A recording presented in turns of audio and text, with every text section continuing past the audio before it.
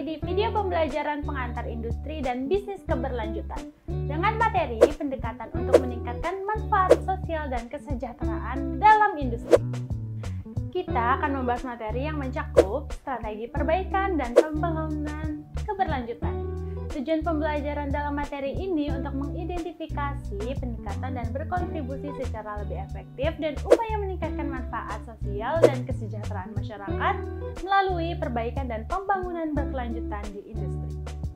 Mari kita telaah suatu contoh kasus terlebih dahulu. PT Unilever Indonesia Tbk dalam menerapkan kebijakan bisnis berkelanjutan. Perusahaan ini menerapkan kebijakan bisnis berkelanjutan dengan cara mengembangkan produk-produk yang ramah lingkungan dan sehat bagi konsumen, mengurangi dampak lingkungan dari operasional perusahaan, meningkatkan kesejahteraan karyawan dan mitra bisnis, serta memberdayakan masyarakat lokal dan mendukung pembangunan nasional.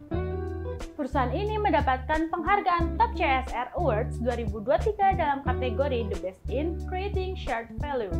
Penghargaan ini diberikan oleh majalah Top Business bekerja sama dengan sejumlah institusi. Mari kita simak 3 pendekatan untuk meningkatkan dampak sosial positif industri. Pertama, pendekatan regulasi. Pendekatan ini berfokus pada pembuatan dan penerapan aturan hukum yang mengatur kegiatan atau proyek industri.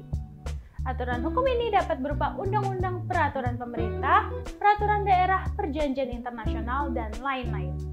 Tujuannya untuk memberikan perlindungan dan kepastian hukum bagi semua pihak yang terlibat atau terkait dengan industri, serta untuk mencegah atau menyelesaikan sengketa atau pelanggaran yang mungkin terjadi.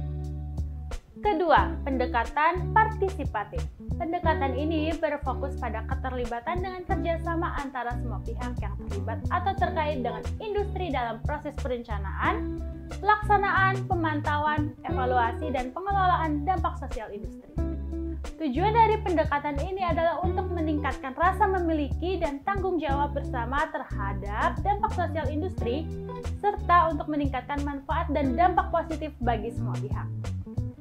Ketiga, pendekatan edukasi.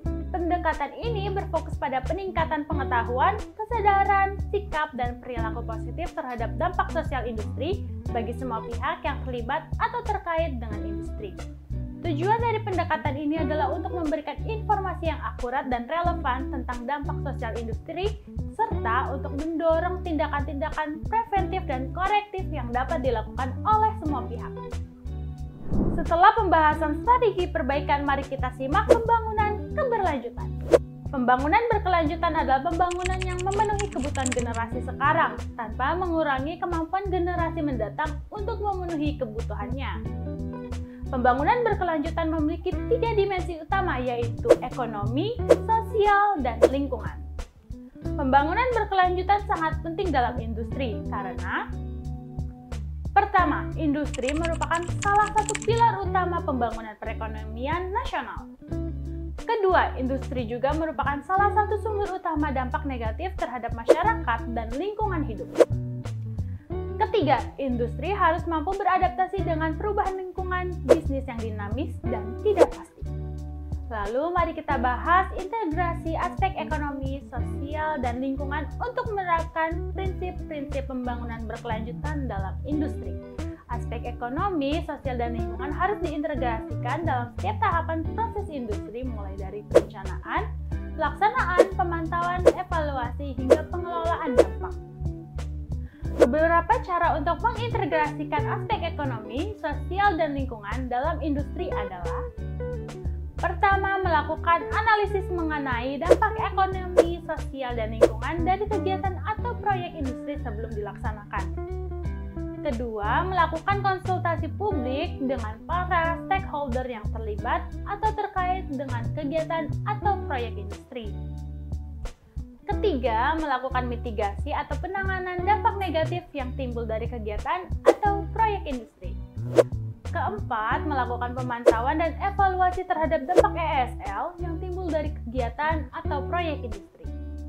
Sekian video pembelajaran kali ini, terima kasih dan sampai jumpa di video selanjutnya.